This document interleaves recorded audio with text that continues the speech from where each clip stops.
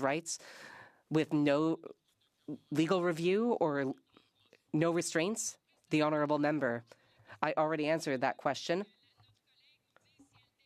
I wonder if my colleague will say whether she is willing to defend Quebec and whether she is supportive of Bill 21, which was legitimately passed by the Quebec National Assembly. She, as a Quebec member, seems to be saying that Quebec does not have the ability to pass its own laws. Déclaration des députés. The honourable member for Scarborough Centre, Don Valley East. Thank you, Mr. Speaker.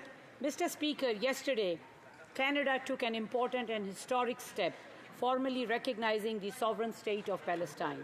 I would like to thank the Prime Minister, the Minister of Foreign Affairs, and the millions of Canadians who told their government how important this is to them. All people have the right of self-determination, and Palestine deserves to take its place among the nations of the world. This is an important advancement of Canada's long-standing support for a two-state solution, where a free and democratic Palestine lives alongside a free and democratic Israel in peace and security. We must not lose sight of the genocide happening in Gaza and illegal occupation of West Bank. There must be a ceasefire. Humanitarian aid must reach those in need. Hostages and prisoners must be freed.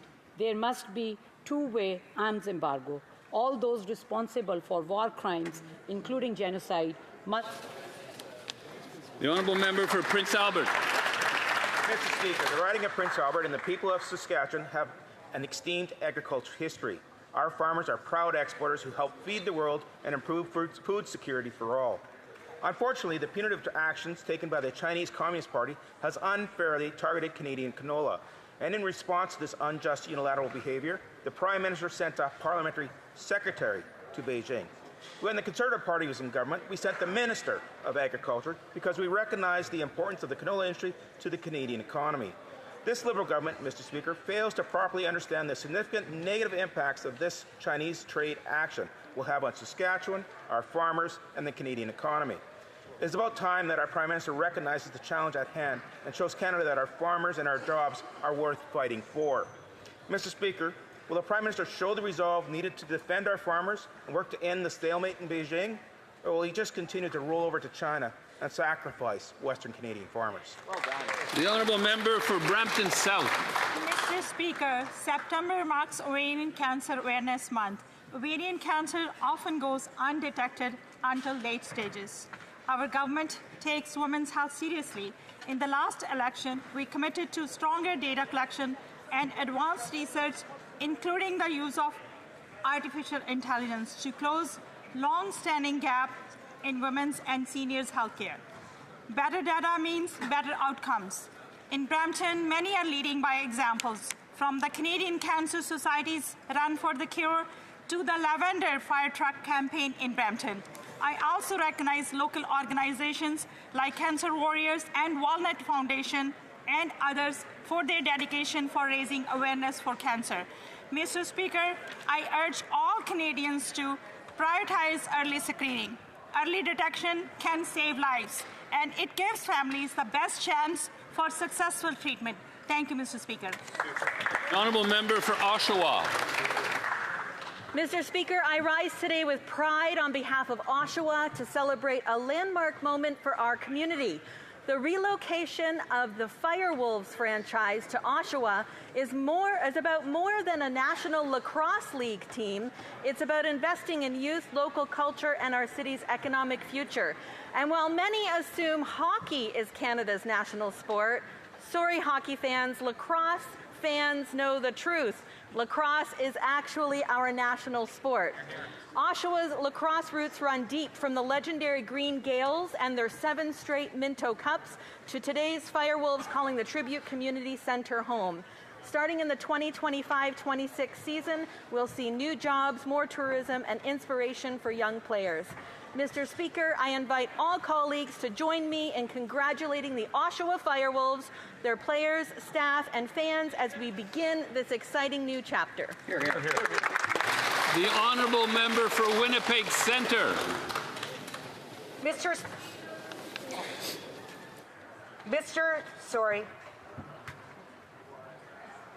Please, there's a bit of confusion. It's okay. There's been a change on the order. There was something missing, and the order remains the same, but we're going to go back to the member for Winnipeg Centre. Mr. Speaker, too often governments choose expediency over principle, chasing short-term wins instead of building a just, sustainable future.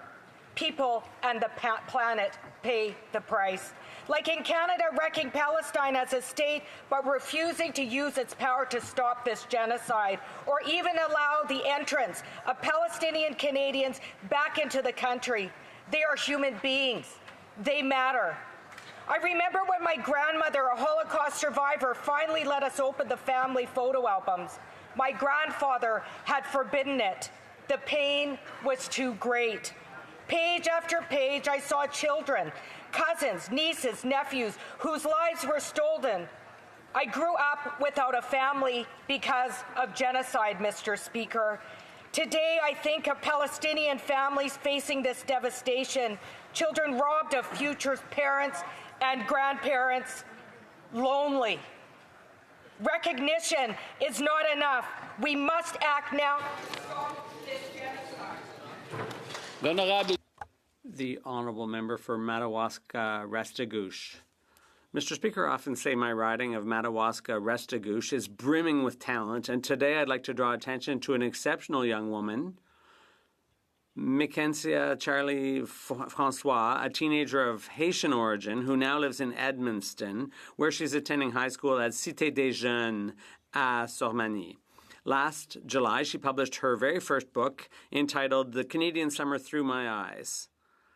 In this touching work, she shares her experience of her very first summer in Canada as a newcomer. With sensitivity and authenticity, she recounts the moments of joy, the moments of doubt, and the emotions that marked her journey. In addition to being a promising author with a mastery of our beautiful French language, Carly is actively involved in her community. She generously gives her time to several community events, acts as an ambassador for Francophone youth at various levels, and actively contributes to the local music, poetry, and literary scene. Congratulations, Carly. You're a true source of pride for our region. Centre. Mr. Speaker, our Constitution is the highest law in Canada. Every other law must conform to it. The Charter of Rights and Freedoms is a cornerstone of our Constitution, and the notwithstanding clause is central to it, a deliberate and essential part of the 1982 compromise that made the Charter possible. It reflects the will of Canadians to allow elected legislatures, not courts alone, to make final decisions in exceptional cases.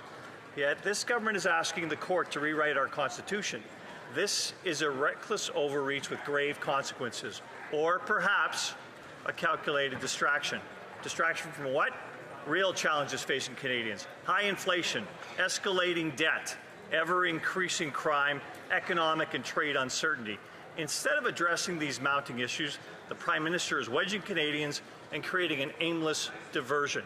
Canadians deserve solutions, not more distractions. The Honourable Member for Compton-Stanstead. Thank you, Mr. Speaker. On this occasion of Gender Equality Week, I want to highlight the key and often invisible role of women in agriculture. For generations, women have played key roles on farms, be it in the field, barn, or office, and their work has remained in the shadows without formal recognition. They run agricultural businesses, are active on associations and institutions, and I salute the exceptional work of Women Farmers of Quebec, which supports, trains, and promotes women in all spheres of agriculture. It's also with sadness that I note the recent tragic passing of its president, Valérie Fortier. Her passion, leadership, and commitment left their mark on the entire agricultural community. My deepest thoughts are with her 3 children, her father, and her partner, and all the women farmers in Quebec. I pay tribute to her memory and to the resilience of women farmers here and all those who continue her fight. Thanks to them, the future of agriculture is stronger, more inclusive, and more equitable. Thank you, Mr. Speaker. The Honourable Member for Selkirk, Interlake, Eastman. Mr. Speaker, today is Army Day on the Hill, when we celebrate and honour the brave women and men in our Canadian Army. Their dedication and sacrifice for Canada is unquestionable. I want to recognize the over 2,000 members currently serving in the Canadian-led multinational brigade group in Latvia, as well as our troops training Ukrainian soldiers under Operation Unifier, and those contributing to the NATO deterrence mission in Europe against Russian aggression under Operation Reassurance. And this summer, we saw our soldiers deployed to assist wildfire efforts in Manitoba and across Canada as part of Operation Lennis. Our troops cannot do all of this without the support of our military families, who are the backbone of our members as they endure long deployments away from home. Conservatives will always support our women and men in uniform and will continue to press for them to get all the kit they need to carry out the important missions we ask of them. Thank you to all our Army heroes for your amazing service, and a shout out to all those who are joining us on Parliament Hill today.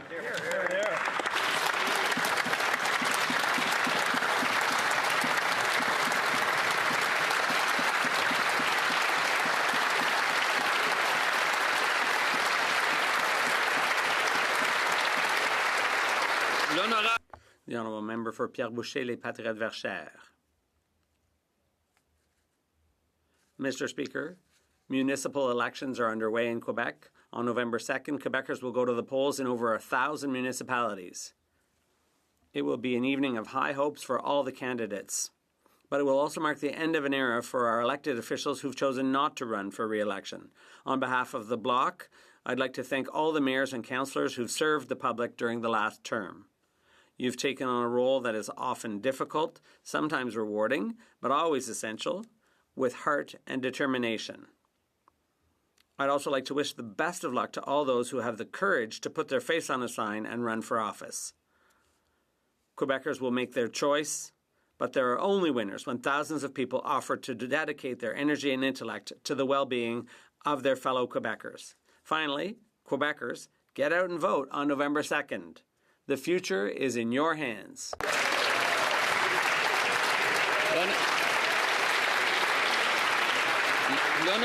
The Honourable Member for Dorval, Lachine, LaSalle. Mr. Speaker, today 52 students and 3 teachers from Collège Sainte-Anne in Lachine visited Parliament. Founded in 1861 by the Sisters of Sainte-Anne, this institution is one of the oldest schools in Quebec. For nearly 165 years, it has educated students who have contributed, among many other things, innovation, entrepreneurship, and remarkable scientific achievements that have had an impact not only in Quebec and Canada, but all around the world. The teachers at Sainte-Anne teach with dedication and energy, preparing students with the knowledge and skills they'll need to succeed in their chosen careers. I'm delighted to welcome them here so that they can observe democracy in action up close. Perhaps among these students are tomorrow's members of Parliament. Whatever paths they choose, I wish them every success and happiness in life. The Honourable Member for Flamborough, Glanbrook, Grant North. Mr. Speaker, the Prime Minister promised the fastest growing economy in the G7. Instead, we have the fastest shrinking, with higher unemployment, record household debt, and the most expensive housing. Another Liberal broken promise. Wow. He told Canadians to judge him by grocery prices. Well, they're rising even faster today. Another Liberal broken promise. He promised to build, baby, build. Instead, it's block, baby, block. Housing starts are projected to drop 13%. Another Liberal broken promise. He promised elbows up tariffs against the U.S., then remove them without a deal. Another Liberal broken promise. He promised to spend less and invest more. While spending is way up, the deficit is doubling, and $63 billion in investment has fled Canada. Another Liberal broken promise. Broken promises, Mr. Speaker. That's all this Prime Minister has delivered. Slogan. Way to go, Dan. The Honourable Member for Mississauga, Erin Mills. Mr. Speaker, cricket has come to Ottawa. Wow. Today we're joined by Canadians representing over 300,000 women and men that play cricket across our country and millions that watch and cheer the sport. Today is the 3rd annual cricket match between Canadian parliamentarians and the Commonwealth diplomats, where we square off and we pitch for peace. Today is more than about just sports. It's about building friendships across the world, celebrating cricket's growth here in Canada. For many MPs and senators and diplomats, today will be their first time playing cricket, but it will not be their last. I want to thank all the representatives of cricket who have joined us from coast to coast to coast, and thank you, Hassan Mirza, President of the Canadian College Cricket, for his leadership in helping put this together. Mr. Speaker, Canada needs to invest in our young cricketers representing us all over the world, and we're hopeful that we can continue to pitch for peace to build a stronger nation. Thank you. The honourable member for Hastings, Lennox and Addington, Tyendinaga. The Prime Minister claims to be pro-resource development, but mere months ago he was praising the authoritarian government in Beijing for understanding, quote, engineering solutions to issues around emissions, end quote, and their willingness to, quote, engage in the global commons in and around the climate, end quote. He happily gives the ambitious leadership of the Chinese Communist Party this high praise while they were doing the exact opposite of responsible environmental stewardship, constructing several new coal power plants. But, as we are increasingly seeing with this Prime Minister, he prefers platitudes over planning and progress. Coupled with his personal connections to Brookfield, securing a $250 million loan to the Chinese state-owned bank, Canadians are increasingly realizing that this Prime Minister is not only a walking conflict of interest, he is an anti-energy leader in Canada, and his behavior proves it. Way to go, Shelby! The honourable member for Beauport-Limoilou. Thank you, Mr. Speaker. I had the privilege this summer of meeting with the Ukrainian Alliance of Quebec, an organization that plays a vital role for its members and our entire community. The meeting was a chance to hear about their realities, needs, and aspirations, but above all, to see once again the strength and resilience of the Ukrainian community here. As the member for Beauport-Limoilou, I strongly believe Canada has a moral and political responsibility to support the Ukrainian people, both on the international stage and right here in our communities. My government has already taken concrete steps to welcome displaced families, strengthen cultural partnerships, and provide ongoing humanitarian and military aid.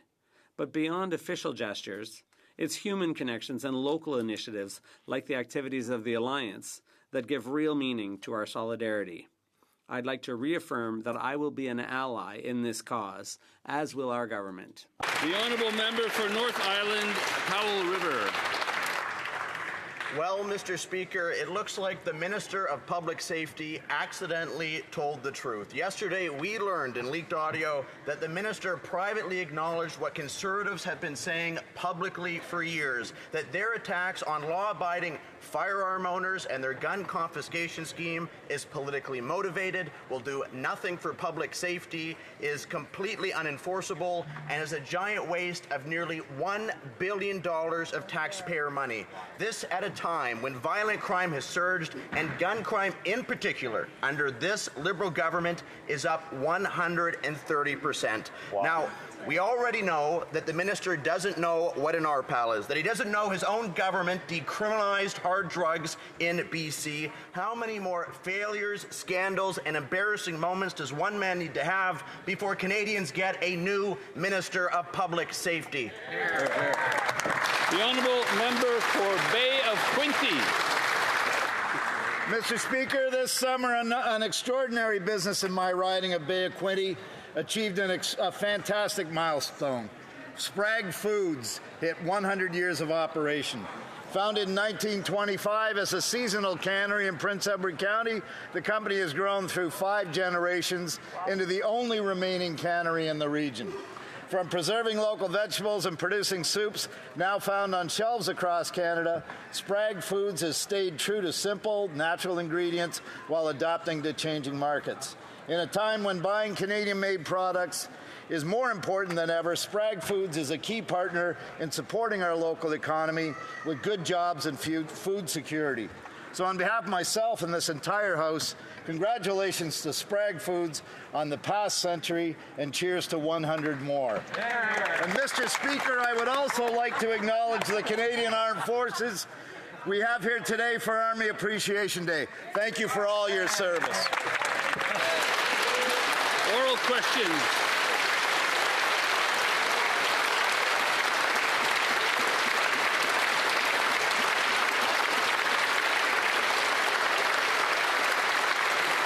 Oral questions, questions orales. The Honourable Leader of the Opposition.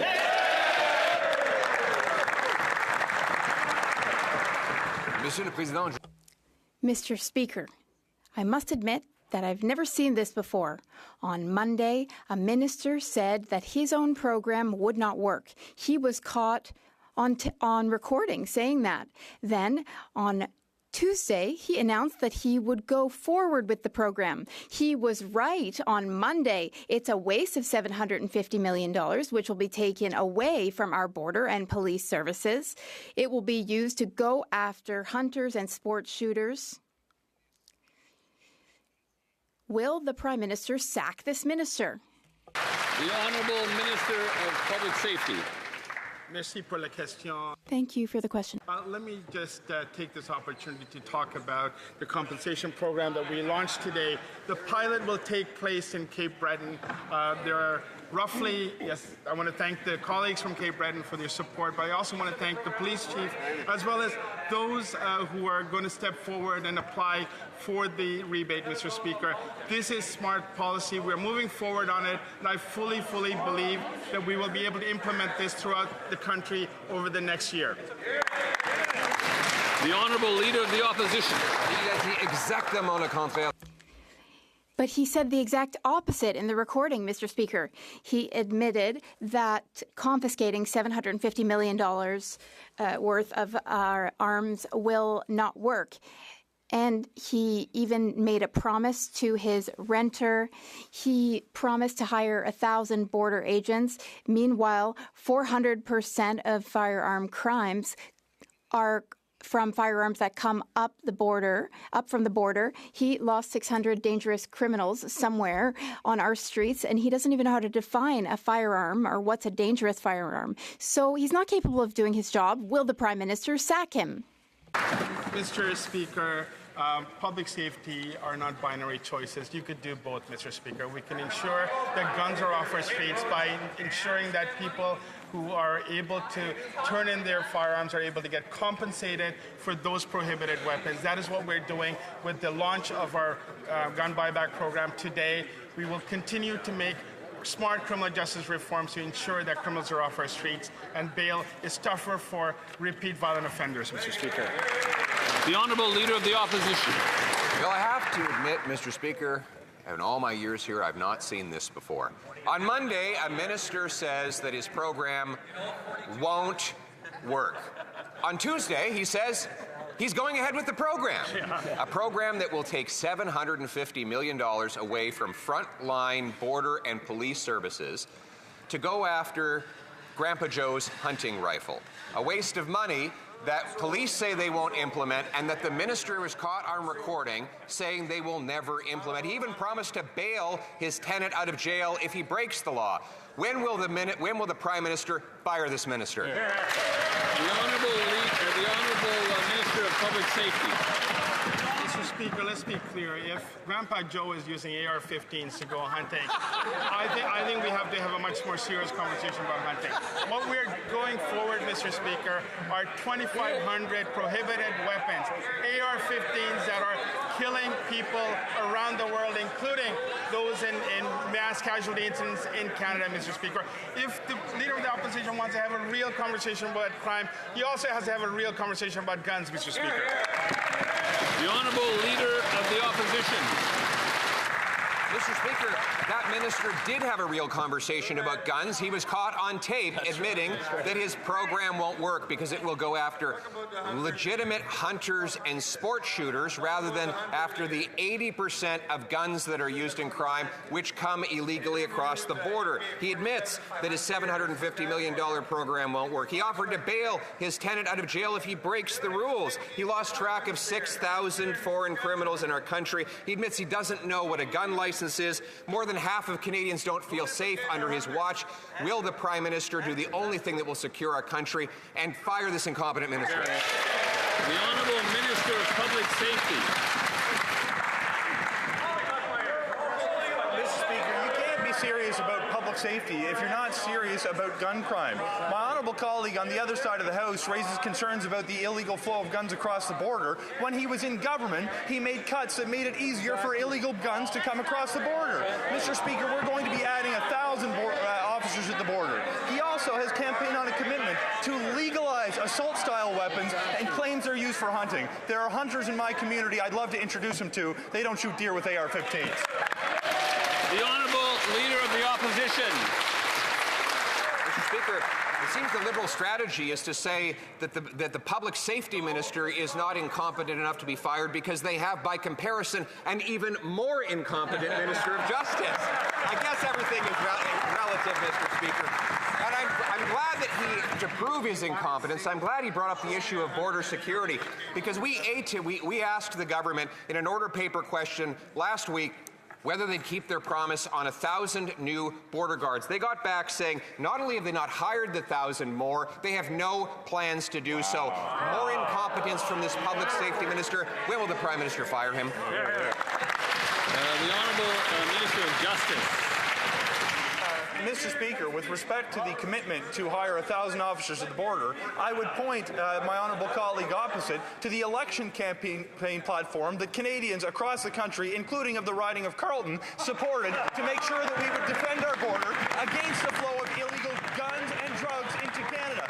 Mr. Speaker, for years I have watched Conservatives brush away gun crime as something that's completely unserious, pretending that it's only law-abiding people who shoot guns in this country. The fact is there are criminals who shot innocent people. We are going to do something about it. The Honourable Leader of the Opposition. Mr. Speaker, is incredible. Only that minister who ruined the immigration system, that ruined the housing market, could simultaneously repeat a promise while breaking it. Right. It was last week that the Liberal promise of another, yes, that's right, a Liberal promise is a prop.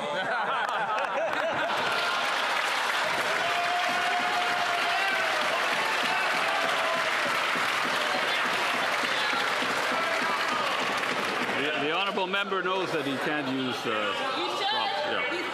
Okay, the honourable member has 15 seconds left, so we'll start the clock again. Mr. Speaker, it was just last week that the minister's own department revealed that they are breaking their promise on 1,000 new border guards. They say they are not only have they not hired the 1,000, but they haven't even developed the plan to do so. That is the responsibility of the public safety minister. He's broken the promise. Will he be fired? The Honourable Minister of Public Safety.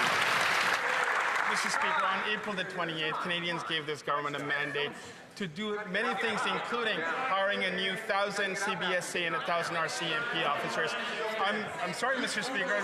It's obvious that the Leader of the Opposition doesn't understand the hiring process, nor the plan and the work that goes into hiring these 1,000 exceptional men and women who are going to serve this country. I want to take this opportunity, Mr. Speaker, to welcome the Leader back into the House, but also ask him, maybe this is time for him to take his security clearances so he can actually do his job properly.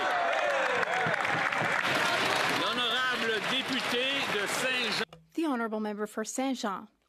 Mr. Speaker, the Liberals' involvement in the legal challenge to Bill 21 is a constitutional power grab. That's clear from their speeches today. What we are hearing today is that what they're upset about goes beyond secularism.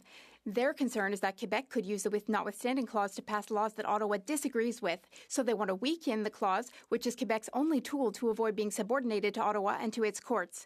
They want to turn Ottawa into a superior government and Quebec into an inferior government. Will the Liberals withdraw from the challenge and put an end to this constitutional power grab? The Honourable Minister of Justice. Mr. Speaker, this shouldn't come as a surprise. We've had the same stance for several years now. When there are cases at the Supreme Court of Canada, we participate. As the member knows full well, the case is at the Supreme Court of Canada. When a case makes it to the Supreme Court of Canada, the government weighs in. The Honourable Member for Saint-Jean. Mr. Speaker, the Liberals are doing more than just challenging Bill 21. They want to ensure that they have a say in all of Quebec's laws. What their factum suggests is that Quebecers do not have a good enough judgment to be allowed to pass our own laws without supervision from Ottawa. And to prove their point, they rely on completely apocalyptic examples, such as the possibility that Quebec could use the notwithstanding clause to legalize slavery or arbitrary executions. Mr. Speaker, exaggeration is the argument people make when they have no other argument. Since their factum doesn't contain any real arguments, why don't they withdraw it? The Honourable Minister of Identity and Canadian Culture. Mr. Speaker, my colleague talks about exaggeration. Well, she's the one exaggerating. She's laying it on pretty thick. And the answer to her question, well, she already answered it. Courts cannot change the Constitution. We're not weighing in to guarantee that the courts can change the Constitution. As we said yesterday, the only body that can change the Constitution is the Parliament. We are weighing in to protect the Canadian Charter of Rights and Freedoms. The Honourable Member for Jonquière. Mr. Speaker, if the Liberals want to amend the Constitution and Section 33 on the notwithstanding clause, then let them launch a round of constitutional negotiations. Let them reopen the Constitution if they want to change the rules. Let them treat Quebec and the provinces as equal partners in a public debate rather than going through the courts. Let the Liberals respect their own federation and behave democratically, Mr. Speaker. Will the Liberals withdraw their insulting factum? It insults Quebecers. And will they withdraw from the challenge to Bill 21? The Honourable Minister of Justice. Mr. Speaker, quite the contrary. We do not want to change the Constitution. We want an opportunity for the court to clarify the Constitution. Now, the case has made it before the Supreme Court, and the Supreme Court is the appropriate forum for making arguments, not here in the House of Commons. Mr. Speaker, gun crime is up 130% under this Liberal government. And what's their answer? Targeting law-abiding hunters and sports shooters. This minister was caught on leaked audio accidentally telling the truth about the Liberal gun buyback scheme. He admitted it's not worth the money, that it will go over budget, that it's politically motivated, all for optics, but worst of all, that it's not even going to work. Yet this Prime Minister is telling the minister full steam ahead. He's actively trying to sell a program that he admits will waste $750 million and not improve public safety. Why won't the Prime Minister just fire this minister? The Honourable Secretary of State. Mr. Speaker, I'd like to start by setting the record straight.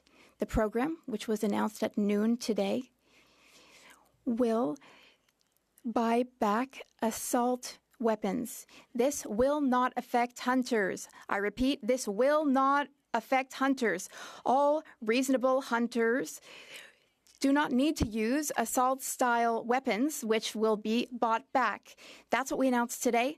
All Canadians are looking forward to this program.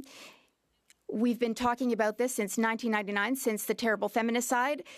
The needs are the same today, and we're going to get this done. Thank you. Mr. Speaker, it was the public safety minister who set the record straight when he was caught on tape saying that this program won't do a thing for public safety. They're not taking guns away from criminals. They're letting criminals out on the street. And now they're diverting $750 million that could actually go to things that would protect Canadians.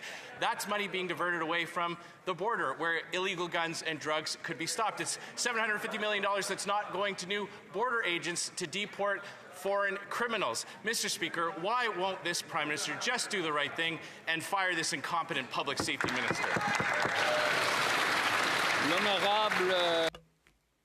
The Honourable Secretary of State. Thank you, Mr. Speaker. Will understand a bit more. That program is to remove in the hands of Canadians firearms that are designed to kill people, not for hunting. And it is not a waste of money because Canadians want those firearms out of the street. They voted for us. We said we will do that. We will do that. The Honourable Member for Leeds, Grenville, Thousand Islands, Rideau Lakes.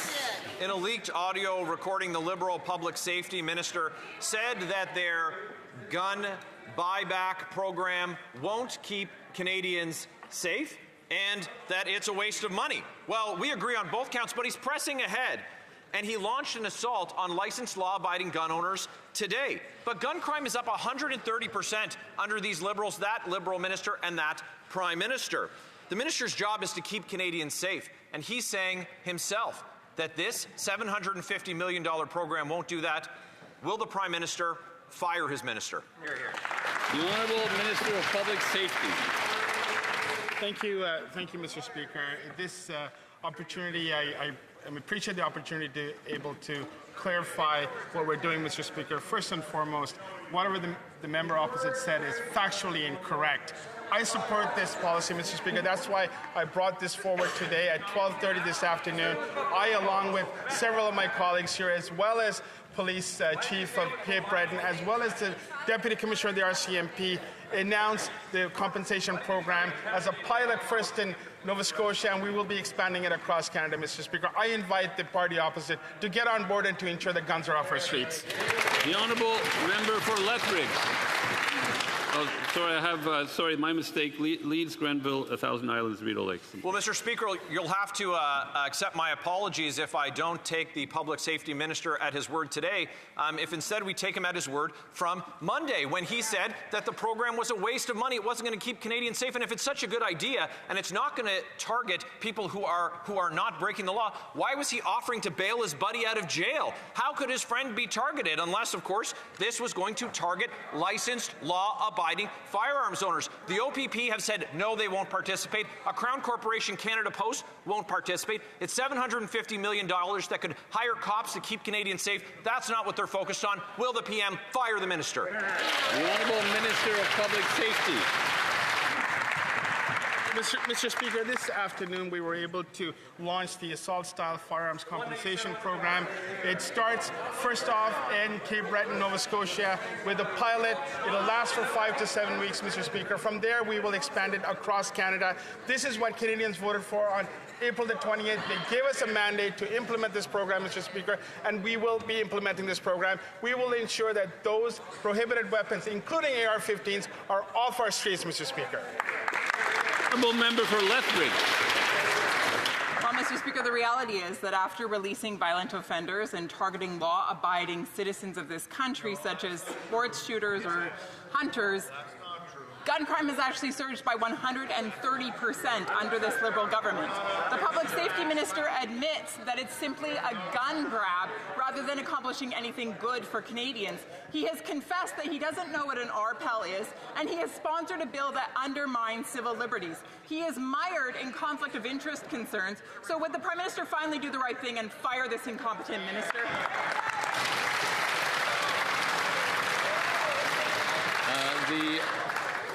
The Honourable Secretary of State for Rural Development. Thank you very much, Mr. Speaker. My colleague spoke in French, and then she spoke in English, and the Tories still didn't get it, so I will speak slow, Mr. Speaker. This is not about hunting. This is not about infringing upon people that are out there legally hunting, Mr. Speaker. And I got a lot of people from rural Saskatchewan and northern Saskatchewan that enjoy hunting. This is not about hunting. It is about stopping the violence, stopping the AK-47s from crossing our border, and keeping...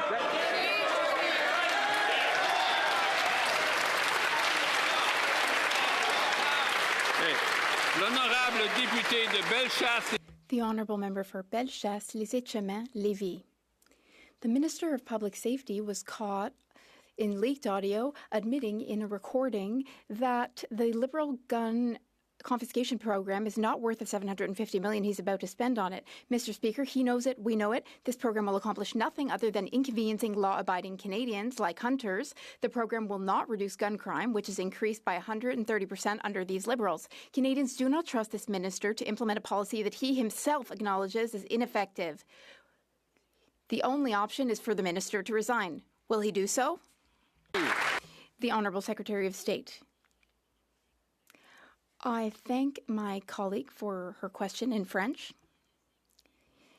You know, and she knows as well, that the tragedy at Polytechnique set things in motion in Canada so that we could remove assault weapons from our streets in Canada and in Quebec. It's incredibly important. Now, we have a gun registry with different types of guns. What we're doing today through our program will not affect hunters who are using reasonable hunting weapons. This will only prevent weapons which can kill people. The Honourable Member. Here's the situation, Mr. Speaker. The Liberals have increased gun crime by 130%. That's a fact. The Minister of Public Safety admitted that the Liberal gun confiscation program is political. That's a fact. He also admitted that it will be ineffective. So the government is heading for disaster with this gun program. It won't make our streets safer. Will the Prime Minister demand the Minister's resignation? The Honourable Secretary of State for Nature. Mr. Speaker, 35 years ago, I was in a hospital bed and I did not understand what was going on. I did not understand that something like that could happen to me in Canada. I was at the first press conference with fellow students. We all called for the removal of assault-style weapons from our streets. I will continue to advocate for that and fight for that. What's most important is to do what Canadians want and what Canadians voted for. Mr. Speaker, we will go all the way.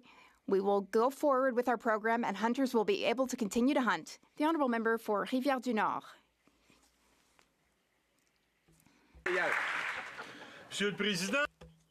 Mr. Speaker, the Liberals' challenge to Bill 21 is about so much more than state secularism. In the Liberals' factum, what they're saying is, we've seen where Quebecers are headed with their secularism. At this point, who knows? They might even be capable of closing churches or shutting down newspapers if Ottawa didn't stop them. The Liberals want to weaken the notwithstanding clause so that the federal government and, of course, federally appointed judges have the final say on every law Quebec passes. In Quebec, that's what we would call guardianship. In Canada, what exactly would it be called? Maybe the minister can tell us. The Honourable Minister of Identity and Canadian Culture. Mr. Speaker, what my colleague said is false.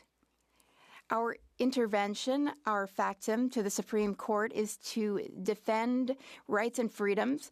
We are the Charter Party. We have always and will always defend the CCRF. Now, someone recently announced that they would use in one province the notwithstanding clause 3 times. 3 times. We want courts to be able to tell citizens of provinces, your rights are being violated. That's what we want to be able to still be the case. The Honourable Member for Rivière-du-Nord. This is not defending the Charter. Mr. Speaker, the Liberals want Bill 21 on state secularism to be reversed. That is crystal clear. But they want more than that. They want the final say. They want to ensure that they and their appointed judges have the final say. They want to decide everything for everyone in their Liberal Canada. This is unacceptable for Quebecers, and sometimes I wonder what we're still doing here.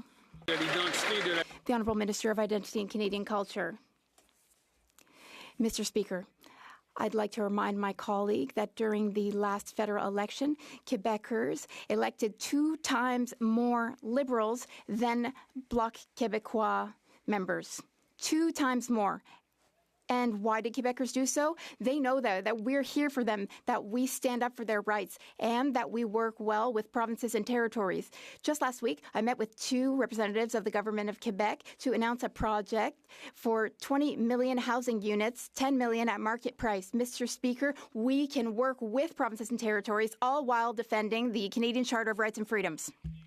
The public safety minister's #1 job is to keep Canadians safe. Instead, he's blowing taxpayer dollars on a gun buyback program he knows will fail.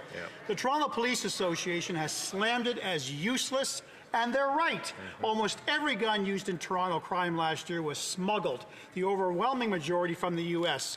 Yet this minister is attacking law-abiding Canadians knowing full well his program will not work.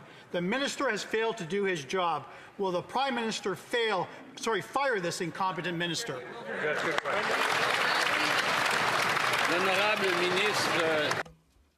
The Honourable Public Safety Minister. getting our guns off our streets. I'm puzzled why AR-15s are required for hunting. I'm not a hunter, Mr. Speaker, but I've spoken to many hunters, and many of those will say that AR-15s do not belong on our streets, in our communities. That's what we're doing here today, Mr. Speaker, with the plan that we launched today in Cape Breton and will be spread across Canada. We are getting serious guns off our streets, and we'll make sure our communities are safer. The honourable member for Brantford, Brant South, Six Nations. Mr. Speaker, the truth came out a few days ago. He knows the gun grab will fail. He was caught on tape admitting it will blow the budget and that it'd be better to lock up criminals committing the crimes. Sorry, Minister, your words were not misguided. They were the truth. That's right. But today he's blindly plowing ahead, not to protect Canadians, but because the Prime Minister wants a political stunt. That's right. If he knows it'll fail, admits it'll waste millions, and says it's all about politics, why is he still in charge of public safety? That's a good question. The Honourable Minister of Public Safety. Mr. Speaker, I recognize the member opposite is a lawyer, and I know he knows what defamation is, and I invite him to say the exact same words outside in the House, Mr. Speaker. What I will say, Mr. Speaker, is that the program that we launched today is one that will make our community safer. It will ensure that guns such as... I couldn't hear it now. I'm trying my best, but it's very hard sometimes. So if the Honourable Minister could start from the top, because I really didn't catch anything he was saying. Mr. Speaker, I realize that the member opposite who just asked that question is a lawyer, and I know that he knows defamation law, and I invite him to say those exact same words outside of the House, Mr. Speaker. What I will say is we have launched a program today that will ensure the safety and security of Canadians. We will compensate those who are willing to bring forward their prohibited weapons and collect remuneration for that, Mr. Speaker. We will ensure that we have greater bail reform laws, Mr. Speaker, that will keep serious violent criminals off our streets. We could do both. The Honourable Member for Bowmanville, Oshawa North. Mr. Speaker, gun crime is up 130%, and Toronto police report that 88% of the illegal guns they seize have been smuggled north across our southern border. The Liberal Public Safety Minister does nothing to keep our communities in the Toronto area safe. Instead, he focuses on banning legal hunting rifles in rural Canada. Hear, hear. When will the Prime Minister take action and actually hold this minister accountable and fire him? He's done nothing to keep Toronto safe, and that is his job. The Honourable Secretary of State for Combating Crime. Mr. Speaker, this government has put historic investments into our borders to be able to keep illegal guns off our streets and Canadians safe. We're going to continue to bring further legislation that will tighten our sentencing and bail system. But, Mr. Speaker, mass shootings are a crime. And we have several examples of mass shootings that have taken place in Canada and the United States. We should learn that lesson and get these assault-style rifles off our streets. The Honourable Member for Charlesbourg, Haut-Saint-Charles. Mr. Speaker, with this Minister of Public Safety, it's failure after failure. A significant rise in firearms crimes, and he has been caught talking about how worried he is about the gun buyback program. And now he's leaving African mafioso groups enter our country. When will the Prime Minister make this minister resign? The Honourable Parliamentary Secretary.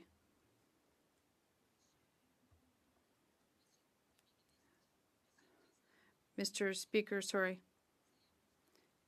It's important for us to finish this action. Canadians expect this of us. It's important for us to respect the commitments we've made, and this program will allow us to do this. And I think that all Quebecers, all Canadians expect this of us. It's not the only thing we have to do to fight crime, but it is part of the set of measures that we are going to take to do so. Thank you. The Honourable Member for Charlesbourg, Haut-Saint-Charles. And with all due respect, my question is for the Minister of Public Safety. He doesn't need the Secretary of State to respond. If we're talking about borders, we're talking about crimes and African mafia groups. Will this minister? Well, this is a major issue for Canada, and we need to control African mafia groups. Will the Prime Minister fire his Minister of Public Safety? Thank you, Mr. Speaker. And I do want to caution this member that he is really treading lightly in the language he's using, describing a particular group that he's concerned about, Mr. Speaker. It is borderline racism, and I do caution him to take note of his language. But let me be very clear, Mr. Speaker, and we're investing in our border. We are bringing forward. We have already invested $1.3 billion in securing our border, Mr. Speaker. We are hiring 1,000 new RCMP officers, and we're also hiring 1,000 new CBSA officers, Mr. Speaker. We will ensure that our borders are safe and secure. The honourable member for Guelph. Mr. Speaker, even with Canada's success in negotiating new trade deals around the world, efforts to secure a new agreement with the U.S., and launching major projects, these unjustified U.S. tariffs on steel, aluminum, and autos are hurting businesses of all sizes, including manufacturing and food in my riding of Guelph. Will the minister responsible for FedDev please outline which new programs are available to support them in these difficult times and how to access them? The Honourable Minister for Artificial Intelligence and Digital Innovation. Mr. Speaker, I want to thank my honourable colleague from Guelph for her important question and the tireless work on behalf of her constituents and local businesses. Southern Ontario, as we all know, has been among the hardest hit by tariffs, home to the steel and auto industries and industries that employ more than 8 million workers. This summer, I spoke with businesses like Laval Tools in Windsor and organizations like the Niagara Economic Development Corporation, who told us how much they value FedDev's work and their investment in innovation and creating new jobs. That's why our Regional Tariff Response Initiative is now open, Mr. Speaker, for application, and why our caucus is so... The Honourable Member for Kamloops, Thompson-Nicola. Mr. Speaker, the Public Safety Minister's #1 job is to keep Canadians safe. And he has failed at that job. In a secret recording, he said, "Don't ask me about the logic." And I agree. I don't see the logic either. Gun crimes are up 130%. Bail across the country is perceived as a joke. And these Liberals in Bill C-5 voted to lower sentences for gun crimes. Everything in this file is a mess. So why doesn't the Prime Minister fire his Public Safety Minister? The Honourable Minister of Justice. Mr. Speaker, when it comes to public safety in this country, we agree that there is work to do when it comes to bail reform and to tighten sentencing, which is why we will be introducing legislation that makes the criminal justice system treat serious crime with more serious consequences going forward. But a point of disagreement between the government and the opposition is the role of assault-style weapons in this country. Mr. Speaker, my constituents at home in Nova Scotia and Canadians that I meet in every province believe that it is common sense to take guns that are designed to kill people off our streets. It is remarkable that the Conservatives have a contrary view. The Honourable Member for Kamloops, Thompson-Nicola. He wants a point of disagreement. How about this, Mr. Speaker? House arrest for people who do drive-by shootings, and that minister voted for it. That is a point of disagreement, Mr. Speaker. This minister has one job, and that's to keep us safe. $742 million are going towards a program that he doesn't even believe in. How many RCMP officers could that get us? How many border security officers can that get us? This whole thing is an absolute mess. The question is this: when will the Prime Minister fire him? The Honourable Secretary of State for Combating Crime. Mr. Speaker, we take crime, all types of crime, very seriously. And that is why this government's second piece of legislation in this House was C2, to make sure we give our policing organizations the tools they need to crack down on organized crime, on criminals that are running our streets. But we do not need AR-15s in our country, Mr. Speaker. That rifle was designed to kill human beings. So, if I could ask the Conservatives, Why are you on the side of crime? Reminder through the Speaker, through the Chair. The Honourable Member for York Durham. In the last election, the Prime Minister promised to hire 1,000 new border officers. Now, the Minister of Public Safety in his response today suggested we just don't understand the hiring process. Let me suggest to him that he doesn't understand how promises work. You actually have to keep them. But internal documents from the CBSA last week disclosed to this House that the Minister of Public Safety responsible for hiring border officers has hired precisely 0. His #1 job is to keep Canadians safe, and he has failed. When will the Prime Minister hold this minister responsible and fire him? The Honourable Minister of Public Safety. Thank you, Mr. Speaker.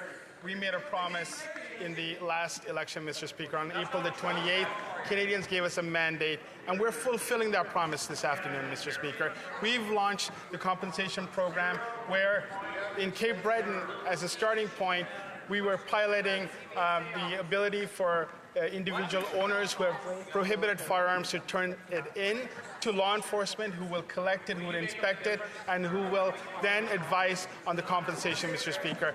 This will be spread across Canada in the coming weeks, Mr. Speaker. I look forward to the support from the member opposite who's really... The Honourable Member for York Durham.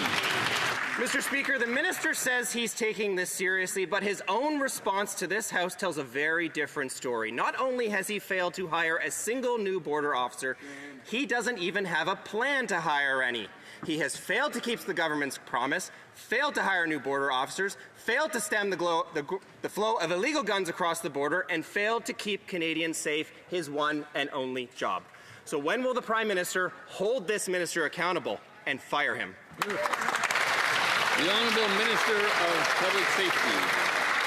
Mr. Speaker, we look forward to welcoming 1,000 new RCMP and 1,000 new CBSA officers to the ranks of our frontline public service, Mr. Speaker. I was in Regina, Mr. Speaker, speaking to the RCMP training facilities. We're getting prepared to be able to train the 1,000 new RCMP officers we will be onboarding over the next several years, Mr. Speaker. It is important that we continue to invest in law enforcement. That's exactly what this Prime Minister committed to. That's exactly what we'll be doing. The Honourable Member for Calgary Nose Hill. Over the summer, it was revealed that the Public Safety Minister lost track of 600 non-citizens with serious criminal records who were set to be deported. Over 70% of these people have been convicted of serious crimes, such as sexual assault. Right now, these people are still roaming our streets. The minister had one job, and it's to keep Canadians safe. He's failed it. Will the Prime Minister fire his Public Safety Minister? The Honourable Minister of Public Safety.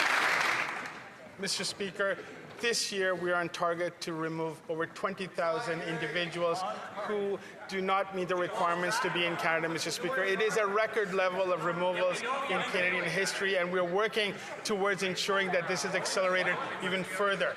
The addition of another 1,000 CBSA officers will help and aid in this process, Mr. Speaker. We will continue to make sure that Canada and our border is safe, Mr. Speaker. This is exactly what we've been working on. We will continue to invest in Canadians. Honourable Member for Calgary Nose Hill. I'm not sure what on track means when there's 600 serious criminals who are non-citizens who should be deported but are on the streets. We asked these questions in May and in June. The minister had the entire summer to come up with a plan. These are people who have been convicted of crimes like sexual assault, and he lost them, and he can't find them. Why won't the Prime Minister fire his Public Safety Minister? The Honourable Minister of Public Safety. Mr. Speaker, the Canada Border Service Agency has been working very hard throughout this, not just the summer, Mr. Speaker, the last several years to ensure that our borders are stronger than ever. This year, we are on target to have more than 20,000 removals of those who are not eligible to be in this country, and that number is accelerating by the month, Mr. Speaker. This is the type of work that our exceptional front service officers are doing. This is the type of investment that we will be adding to this year, including adding 1,000 new CBSA officers, Mr. Speaker. Thank you. Honourable Member for St. Albert, Sturgeon River. Speaker, the Minister of Public Safety got caught on tape telling his tenant that he need not worry about the Liberals' $750 million gun buyback because he could simply ignore it, and then proceeded to joke that he would bail him out if he got arrested. In other words, the Minister of Public Safety effectively counseled his tenant to break the law. In the face of this serious ethical lapse, will the Prime Minister fire this minister? The Honourable Minister of Public Safety. Mr. Speaker, I appreciate another opportunity to talk about our compensation program that we launched today. At 12:30 today, Mr. Speaker, I, along with many of my colleagues, including the Secretary of State for Nature, who you've heard in this House, Mr. Speaker, of the enormous work that she has done over decades in advocating for this moment, Mr. Speaker. Survivors across Canada have asked for this, Mr. Speaker. It's important that we get weapons such as AR-15s off our streets. That's exactly what we've done. We'll be expanding this from Cape Breton to across Canada over the next 5 to 7 weeks, Mr. Speaker. The Honourable Member for St. Albert, Sturgeon River. Mr. Speaker, it doesn't end there. On tape, the minister admitted that the buyback rips off law-abiding firearms owners when he promised his frustrated tenant to personally pay the difference in value for his confiscated firearm. Counseling his tenant to break the law, promising to bail him out, and then trying to appease him by cutting a check. How many ethical lapses is it going to take before the Prime Minister fires this incompetent minister? The Honourable Minister of Public Safety. Mr. Speaker, I invite this House, I invite the members opposite to have a serious conversation about guns, Mr. Speaker. When you want to talk about crime, when we want to work together to ensure that our streets are safer, it needs to be a serious conversation. It cannot be hyperbole, Mr. Speaker. What we've announced today is to take off from our streets weapons that should not be in possession of Canadians, which include AR-15s, Mr. Speaker, that are lethal and that can destroy people, Mr. Speaker. This is why we brought forward this plan. We're starting in Cape Breton. We're going to be expanding it across Canada, Mr. Speaker. I invite members opposite to support this. The Honourable Member for Elgin, St. Thomas, London South. Mr. Speaker, the first job of the Public Safety Minister is to keep Canadians safe. This Public Safety Minister admitted to not knowing what a firearms license is. He said he doesn't know what the classifications of firearms are, and he couldn't even defend his own Liberal government's gun confiscation scheme to his tenant on the most basic questions. And this is the minister responsible for Canada's gun laws. The Public Safety Minister oversees national security, terrorism. What else does he not know about his own file? His incompetence puts Canadian lives at risk. When will the Prime Minister fire him? The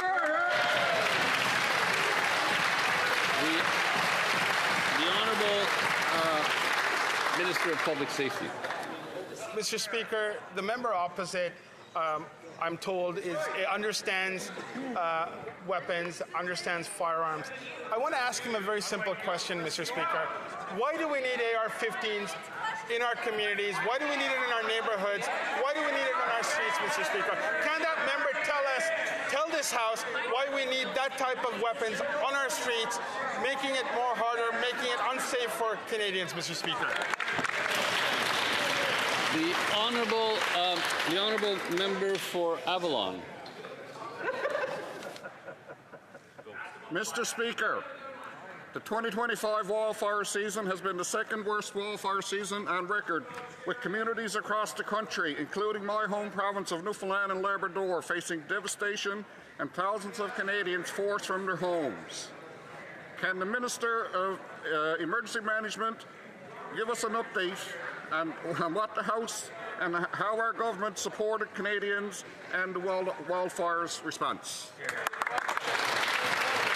The Honourable Minister of Emergency Management and Community Resilience. Mr. Speaker, I want to thank the first responders and local officials and members of the Canadian Armed Forces whose work on the front lines saved lives and protected communities. We were there for Newfoundland and Labradorians as they faced these historic wildfires. We also supported Saskatchewan, Manitoba, Ontario, and Nova Scotia.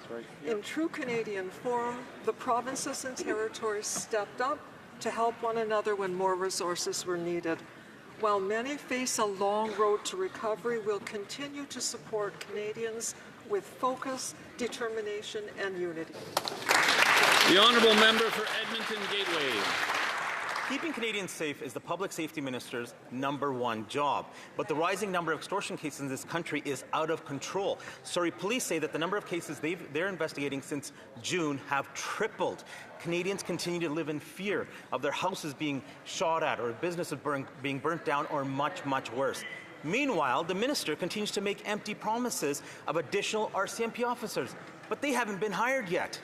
This minister has clearly failed to keep Canadians safe from international gangs and extortions. When will the Prime Minister fire him? The Honourable Secretary of State for Combating Crime. Here. Mr. Speaker, extortion is illegal in Canada.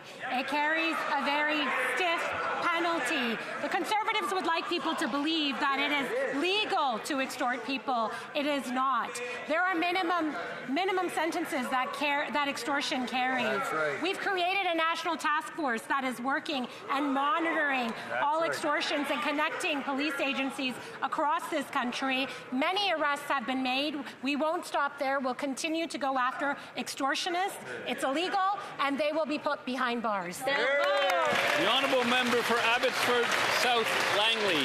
Mr. Speaker, the #1 job of the Public Safety Minister is to keep Canadians safe, and he has failed. Extortion is up 330%, especially in my riding of Abbotsford South Langley. The minister has not yet labelled the Bishnoi Gang as a terrorist organization who are responsible for widespread violence in Canada. Designating the Bishnoi Group as a terrorist entity will arm the law enforcement with the critical tools needed to prosecute the gang activities. Politicians nationwide have been calling on this. Will this minister resign today, or will the Prime Minister finally fire him for his poor behavior? The Honourable Secretary of State for Combating Crime. Mr. Speaker, public safety is a top priority for this new government. National security experts independently evaluate and make recommendations on terrorist entity listings.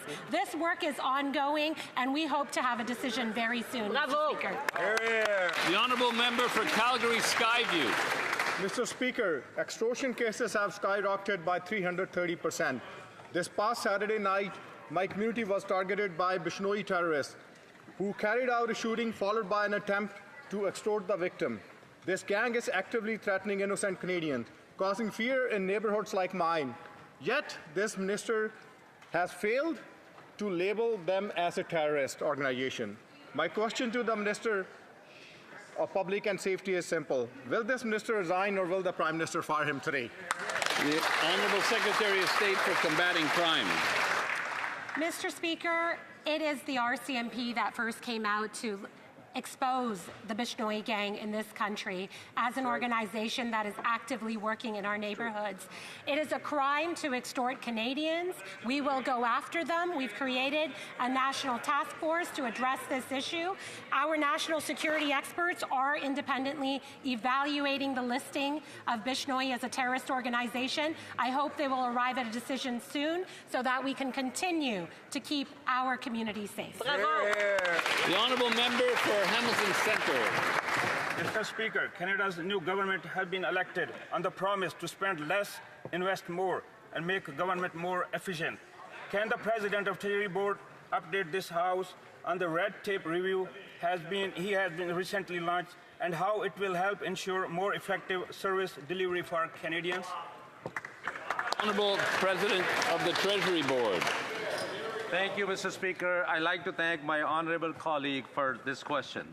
Canada's new government is taking bold actions and delivering results. We're eliminating red tape to improve efficiency and to deliver better and faster services to Canadians. We have received almost 500 proposals since launching our red tape review. That's impressive. These initiatives will make the government more efficient to build the strongest economy in the G7 and to build Canada strong. The Honourable Member for Portneuf, Jacques Cartier. Mr. Speaker, what another fine mess this Liberal government has made of the firearms issue. Crime is up 130% under these Liberals, and the minister is targeting the wrong people by attacking honest citizens who are hunters and sports shooters. The new Minister of Public Safety says privately that the famous gun buyback is a waste of money and the budget will skyrocket, but under pressure from the PM, he must hypocritically continue the program. The minister has no legitimacy. When will the Prime Minister fire him? The Honourable Secretary of State. Thank you, Mr. Speaker. I'd like to thank my colleague for his question. Canadians want to live in a safe environment, and for 35 years they know that assault-style weapons can cause massacres in Canada. It happened to me. It happened to other Canadian citizens in Portapique and across Canada. And what we're going to do today that starts in Cape Breton, and I'd like to thank the Cape Breton team that is starting this pilot project. We are going to remove these assault-style weapons from our streets to make our country a safer one. Thank you. The honourable member for Vancouver East. The Liberal government abused their power one too many times by invoking Section 107 of the Labour Code as a backdoor to order striking workers back to work. They did it with rail, port, and postal workers. And they tried to do it with Air Canada flight attendants. QP National fought back and defied the back-to-work order. Trade unions across the country stood firmly on the side of flight attendants to say unpaid work don't fly. Will the minister respect the constitutional right of workers to free collective bargaining and repeal Section 107 of the Labour Code? Yes or no? Honourable Minister of Jobs and Families. Mr. Speaker, yesterday I had the privilege and honour, along with Secretary of State of Labour, to meet with the Canadian Building Trades Unions, who are standing strongly with our government as we plan to build the strongest economy in the G7. We talked about the major projects that are going to provide great jobs for tradespeople, unionized tradespeople across this country, and the importance of having unionization in this country to protect a strong middle class. And Mr. Speaker, I will tell you that this government will always act quickly to support labour rights and to support industrial peace. The honourable member for Courtenay Alberni. Canada is facing record wildfires that are destroying communities, critical infrastructure, and lives, while also creating dangerous air pollution that harms human health. Yet Canada still doesn't have a sovereign aerial firefighting fleet. In Port Alberni, Coulson Aviation is a world leader in retrofitting aircraft, such as the retired CC-130 Hercules, that could continue to protect Canadians and create high-skilled jobs here at home. Will the government commit in this budget to establishing a permanent national aerial firefighting fleet so Canada can defend our communities from climate disasters while also meeting its NATO obligations? The Honourable Minister of Emergency Management and Community Resilience. Mr. Speaker, we're living in a reality where natural disasters are more frequent and more severe. I'm actively working with provinces and territories, Indigenous partners, and other stakeholders on how we can strengthen coordination and capacity. Throughout the summer, I met with first responders, local officials, and members of the Canadian Armed Forces to hear their first-hand experiences with wildfires this season. We'll ensure that communities have the tools they need to respond, recover, and rebuild. Thank you. Il y a un rappel au règlement. Point of order. Berthier-Masquinon. The member for Berthier-Masquinongé. Thank you very much, Mr. Speaker. My point of order is about last week. You'll remember there was a point of order with the immigration minister who had said, I'll say this in another language to make sure I'm understood. And last week it was raised as a point of order. It wasn't an attack. We didn't call for an apology, but we just asked her not to use those terms and to withdraw them. That didn't happen, and that's why it's happened again today. Mr. Speaker, with all due respect to the Secretary of State for Nature, but to say to another member, I'm going to say this in the other language to make sure they understand. Well, first of all, that affects official languages. Both official languages have to be accepted and used in this place. And, Mr. Speaker, it also shows a lack of respect for the work of the interpreters who do a high-quality job.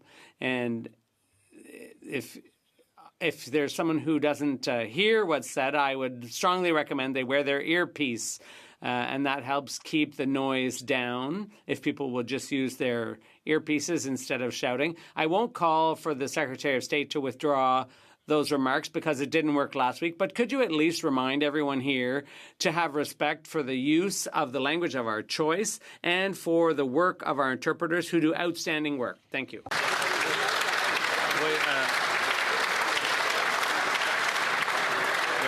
Avec plaisir, oui. With pleasure, yes. You have to be careful when you say things like that. As I said last week, it's just a figure of speech when you say that, but perhaps it's not the best way to speak here. So that's duly noted, the point that the member for Berthier-Masquinongé has raised. Je voudrais signaler. I'd like to point out to members the presence in the gallery of René Degassi, Vice Premier, Minister of Finance, and President of the Treasury Board and Minister of Energy for the province of New Brunswick. L'honorable.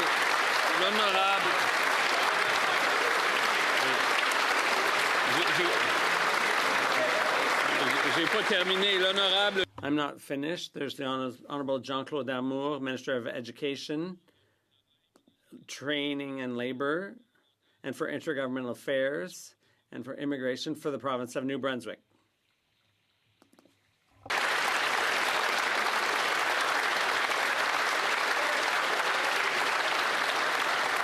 And the Honorable John Herron, Minister of Natural Resources for the province of New Brunswick.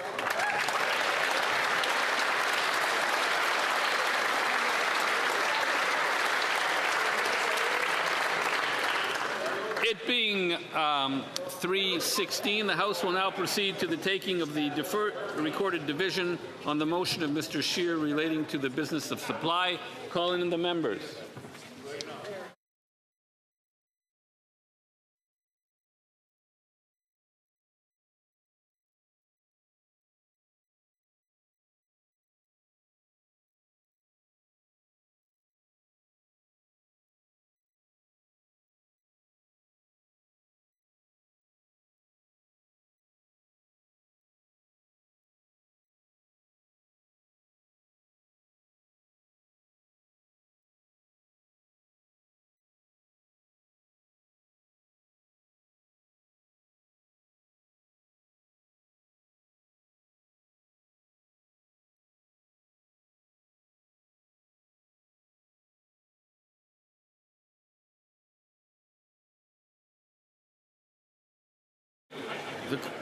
The question is as follows. Mr. Scheer, seconded by Mr. Small, moved that the House call on the Prime Minister to immediately repeal the oil and gas emissions cap, which in effect is a production cap.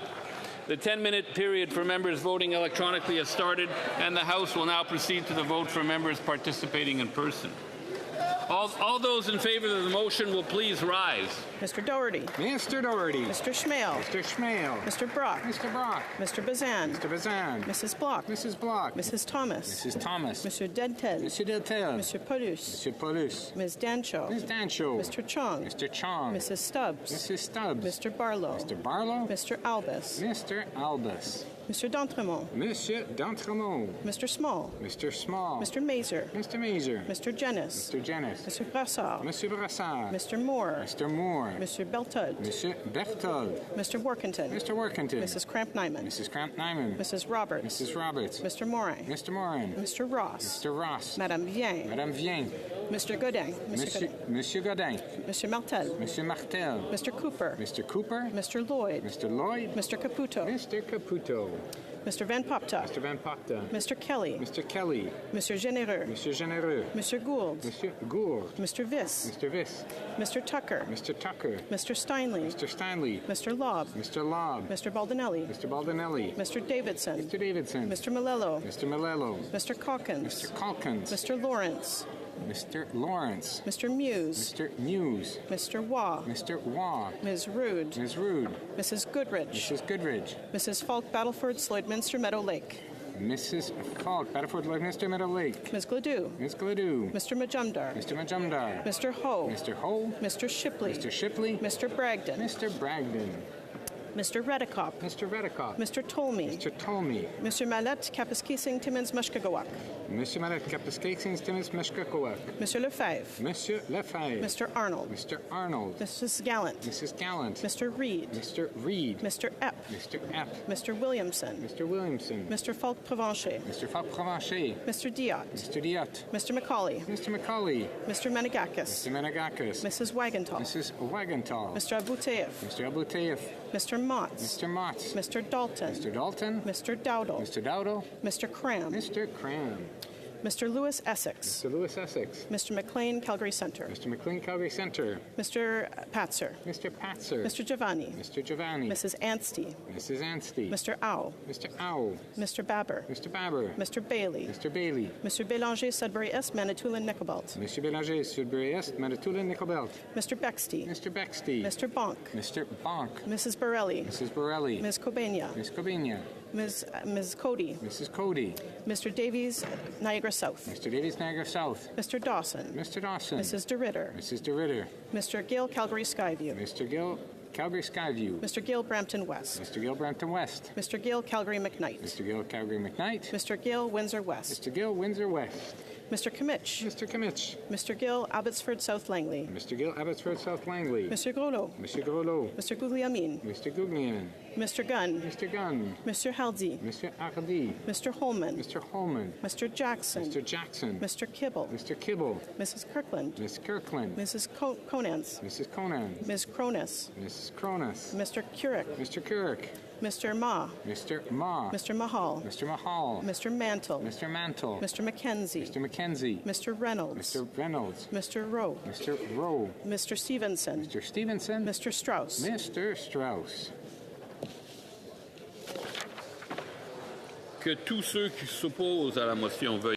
Will all those opposed to the motion please rise? Madame Diab. Madame Diab. Mr. McDonald Malpeck. Mr. McDonald Malpeck. Mr. McGinty. Mr. McGinty. Mr. Robertson. Mr. Robertson. Ms. Thompson. Ms. Thompson. Madame Michel. Madame Michel. Monsieur Guilbeault. Mr. Guilbeault. Mr. Cedar Brampton East. Mr. Cedar Brampton East. Ms. Olszewski. Ms. Olszewski. Mr. Solomon. Mr. Solomon. Mrs. Valdez. Mrs. Valdez. Monsieur Duclos. Monsieur Duclos. Ms. Gould. Ms. Gould. Madame Petitpas-Taylor. Madame Petitpas-Taylor. Mr. Blair. Mr. Blair. Ms. Chagger. Ms. Chagger. Mr. Osborne. Mr. Osborne. Mr. Fragascatos. Mr. Fragascatos. Mr. Fuhrer. Mr. Fuhrer. Ms. Sahota. Ms. Sahota. Mr. Bélanger, Desnathy Mississippi, Churchill River. Mr. Bélanger, Desnathy Mississippi, Churchill River. Ms. McKnight. Ms. McKnight. Ms. Chartrand. Ms. Chartrand. Mr. Garrettson. Mr. Garrettson. Ms. Alty. Ms. Alty. Mr. Sarai. Mr. Sarai. Ms. McLean, Esquimalt Senate Sook. Ms. McLean, Esquimalt Senate Sook. Mr. Long. Mr. Long. Mr. Zaricelli. Mr. Zaricelli. Madame Chenette. Madame Chenette. Mr. Housefather. Mr. Housefather. Madame Ménard. Madame Ménard. Ms. Jacek. Ms. Jacek. Ms. Scrow. Ms. Scrow. Mr. Dogood. Mr. Dogood. Mr. Fisher. Mr. Fisher. Mr. Dollywall. Mr. Dollywall. Madame Chatel. Madame Chatel. Mrs. Romanato. Mrs. Romanato. Mr. Lewis Kitchener-Conestoga. Mr. Lewis Kitchener-Conestoga. Mr. Assassi. Mr. Assassi. Mr. Grant. Mr. Grant. Mr. Leitao. Mr. Leitao. Mr. Bardizzi. Mr. Bardizzi. Madame Kayabaga. Madame Kayabaga. Mr. Lamoureux. Mr. Lamoureux. Mr. Callaway. Mr. Callaway. Mr. Gay. Mr. Gay. Mr. Hogan. Mr. Hogan. Mr. Ramsey. Mr. Ramsey. Madame Koutrakis. Madame Koutrakis. Ms. Chi. Ms. Chi. Mr. Miles. Mr. Miles. Mr. Biddle. Mr. Biddle. Mr. Chen. Mr. Chen. Ms. Dillon. Ms. Dillon. Ms. Zarowitz. Ms. Zarowitz. Mr. Fergus. Mr. Fergus. Mr. Fonseca. Mr. Fonseca. Monsieur Yakano. Monsieur Yakano. Monsieur Lozon. Monsieur Lozon. Mr. Maloney. Mr. Maloney. Mrs. McKelvey.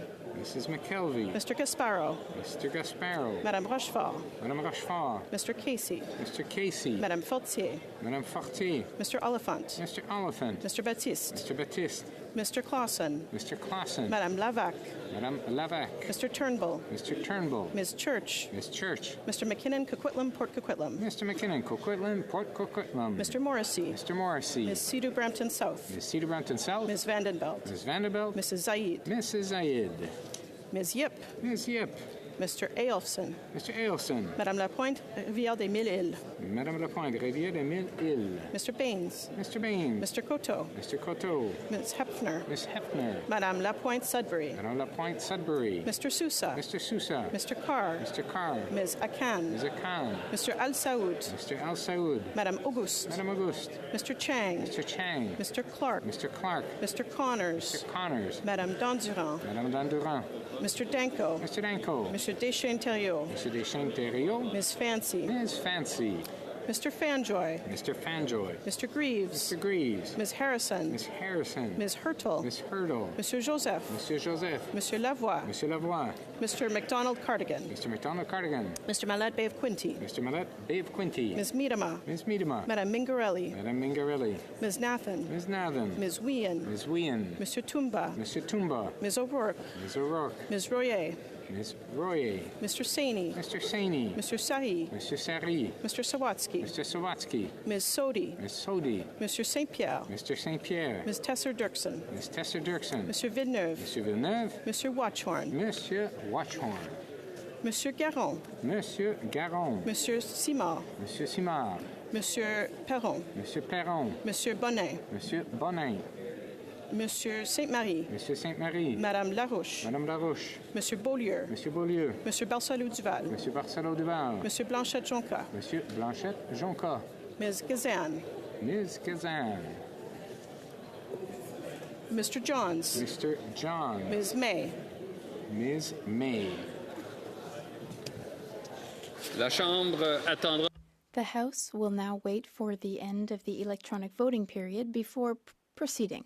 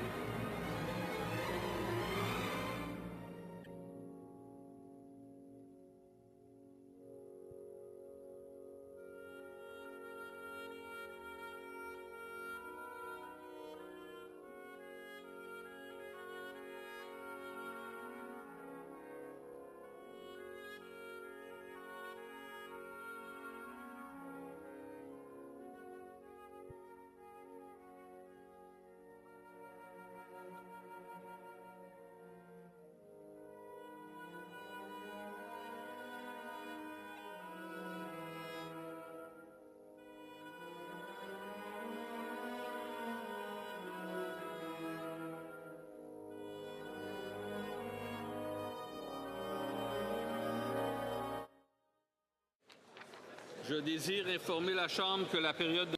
I wish to inform the House that the electronic voting period has ended. If members were unable to vote due to technical difficulties, they may now use the raise hand function and the chair will recognize them. Je ne vois pas de main levée. I do not see any hands raised. Le bureau va maintenant... The table will now compile the results of the vote. Yeas pour 140, 140. Nays contre 192, 192. Déclare la motion rejetée. I declare the motion defeated. There's a point of order from the honourable member. Speaker, across the way we noticed that the honourable member from Honoré Mercier was out of his chair for the significant duration of the time that the vote was being counted. He was speaking with the leader of the Green Party. I just want to confirm if or not he intended to vote in the House or if he had done it by app, because as I think the House wants to remember that a member can't leave their seat when they're in the middle of voting if they did vote here in the House. The honourable member for Honoré Mercier, could the honourable member for Honoré Mercier clarify where he voted? Yeah, I did not leave the chamber, but my apologies for standing up, but my intent was to vote.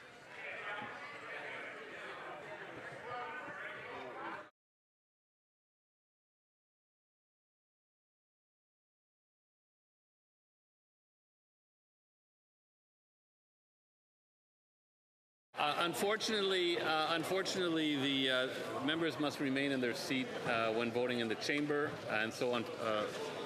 We cannot register his vote, which he said he was in favor. Would have been in favor. I wish to inform the House that because of the ministerial statement and the deferred recorded divisions, the time provided for government orders will be extended by 11 minutes. I also wish to inform the House that the volume of earpieces will now be reset.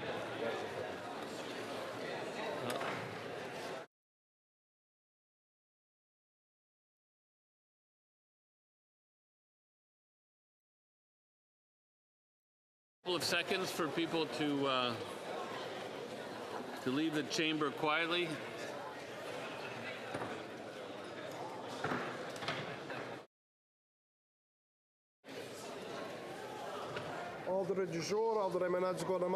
Orders of the day, government orders, business of supply, resuming debate